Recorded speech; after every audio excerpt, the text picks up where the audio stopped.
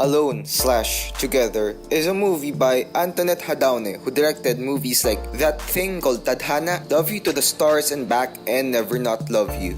Right away you can tell that this movie is a romance movie just by those examples, never mind the fact that it stars probably our current most popular love team, Liz Ken. However, just like those movies, it's basically just like those movies.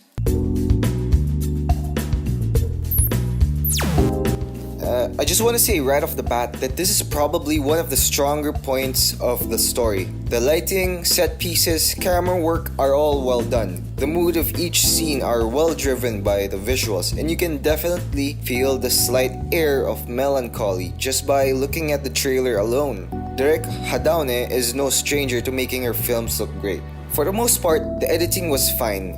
I did notice a few sound design errors, which sounded like they mixed dubbing and on-set recorded sound. Mixing those, of course, is a bad idea. I still think this is a lot better than the Star Cinema movies in that aspect, because Star Cinema likes to dub their movies, and I personally think their sound design is extremely bad because of this.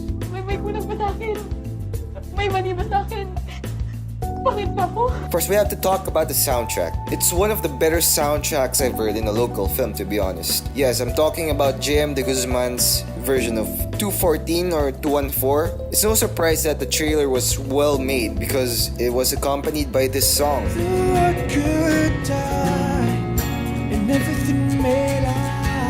And this song had people singing along in the cinema, which is pretty cool. This movie is probably one of Hadaune's better works. Personally, I think Never Not Love You was better because it sold you on the characters more. Hit the comments below if you want me to review this one. James Reid felt like a real guy, and Nadine felt like a real girl. Both have inherent flaws, and that's what makes their characters so good. Just like James Reid, Liza Soberano surprised me with her acting. You know, since I took into account that they're not really Filipinos, oh shit, have some tea. But what Liza didn't have is that inherent flaw that should have made her character more authentic. In the story, Liza did something bad, and it felt like she was a victim of this unfortunate thing rather than her actually causing it. Her character is too much of a fairy tale good girl where her only problem is that she's confused. That's why every guy has a problem being with her, because she just confused, bro. It's like the producers are afraid of her playing other characters, even if that's all it takes for her to be a well-known, respectable actress. Enrique Hill is also pretty much himself in this movie. Just another goofy guy. What is it with goofy guys and perfect princess girls in romance movies? Especially here in the Philippines. Seriously. I have to give him credit though. I felt more of his internal struggles than I did with Liza's character. A lot of people like Liza's character because they can relate to her existential / career problems. But I personally can't appreciate this character that I've seen over and over again in movies. I look for complexity, nuances, and unpredictability in a character, and that's fine if you like purely relatable characters like Liza's is. It's just that it definitely helps to have a more layered character. And can we talk about Luis Alandi as Greg? This character is just another stereotypical mess, just another douche boss that prioritizes work over everything and is condescending to his pretty girlfriend. I know bosses can be dicks, but you know what would make an interesting boss? Jordan Belfort from The Wolf of Wall Street. I think it would be better if all bosses in every Filipino story acts like that. I know. Yes, he does a lot of drugs and a ton of other debaucherous stuff. But he is also a good friend and he cares for his family. He's not just this one thing, an asshole boss like this prick. All you need to know about this character is just from one scene. You'll be able to completely predict every move he makes. And his character is just that two-dimensional. This section contains spoilers, be warned. I see just one glaring contradiction. In the story, we see the spoliarium, and they have this discussion in class about not forgetting about your past or history. However, the character arc of Liza's character, Tin, has a past mistake she cannot let go of that cripples her future decision. She's able to finally go for what she wants when she lets go of her past. Two things here. Not forgetting about the past letting go of the past. Two major contradictions. Neither are actually wrong statements. It's just that why do you have to put these two things in the same movie? It just adds a major disconnect in my opinion. I think if you're trying to see one thing, every sort of discussion, every little symbolism, visuals, whatever, it should point to that direction. It shouldn't go this other way. And especially in this story where it sort of contradicts each other. And again, both are good statements, both are good messages. It's just that, I don't know, I just don't think it blends well, to be honest. Also, the spoliarium painting as the movie's symbolism, bruh. I mean, it was great when it was used in General Luna, but the painting and song of spoliarium are two very dark things, and I don't think they should be placed in these romance movies whose characters have only internally driven problems. Another thing is that this movie suffers from originality, rather lack thereof. Actually, a lot of Hadaones films do. They use, guess what? Artists as their main character. J.M. de Guzman in that thing called Tadhana is a struggling artist, or struggled anyway. James Reid in Never Not Love You is a struggling artist, a graphic designer. And now Liza Soberano is a struggling artist. Although she doesn't primarily create art, she does work and is interested in that industry.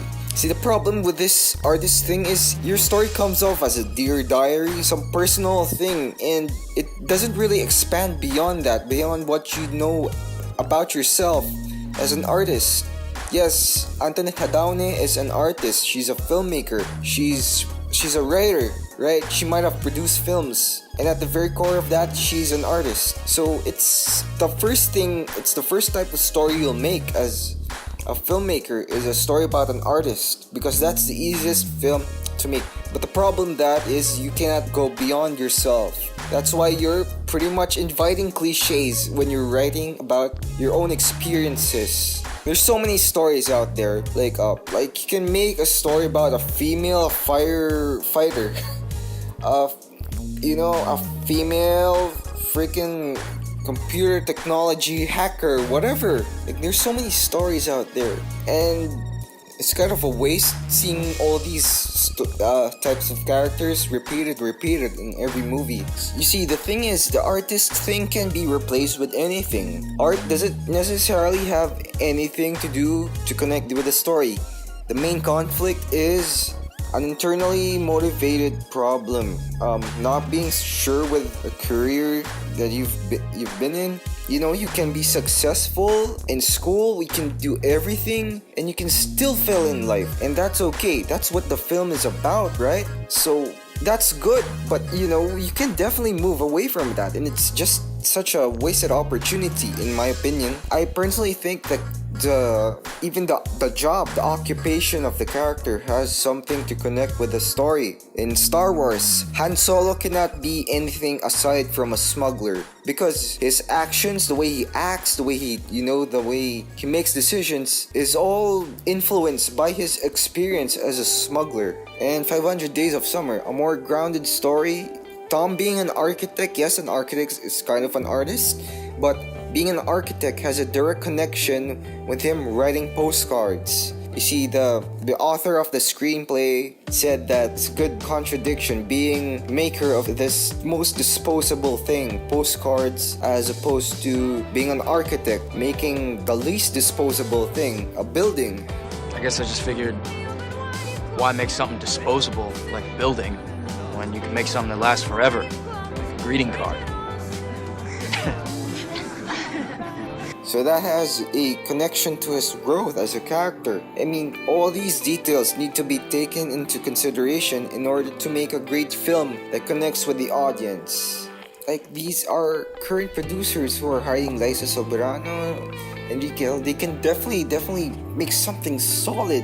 They just can break through their cliche way of selling movies. They definitely have the money to do it. They can definitely find the talent to do it. But anyway, that's pretty much the gap between us and Hollywood. It's really a big gap between our mainstream movies and Hollywood's movies. Even the mainstream movies in Hollywood. I also have to note in the story, the dialogue, there's this very on-the-nose explanation of like, scholar ako, mataas grades ko, blah blah blah, was very on the nose, and I thought it was pretty annoying. Like, it's okay, you can say that. Just say it once, because they've kept repeating this thing. Magna cum laude standing ka, tapos on time ka pag-graduate, totoo ka ba? Gusto ko nang baguhin ang mundo. Bakit ba ako? Anyway, that's all I have to say about the movie Alone/Together, or Alone Together. I'd say it's a good movie. If you're not a fan of cliches, repetitive stories, I'm sorry, this is just not anything new. If you like to watch these romance movies, you've liked them time and time again, every time you watch them, and you just want to have a good time, I think this is one of the better movies. It's just that it doesn't do much new, except for maybe the ending, which I don't want to spoil, but the ending was pretty unique in its own way. But yeah, aside from that, if you like the video, please subscribe, hit the like button, tell me your thoughts in the comments. Did you like the movie or not? And yes, I'll see you in the next video.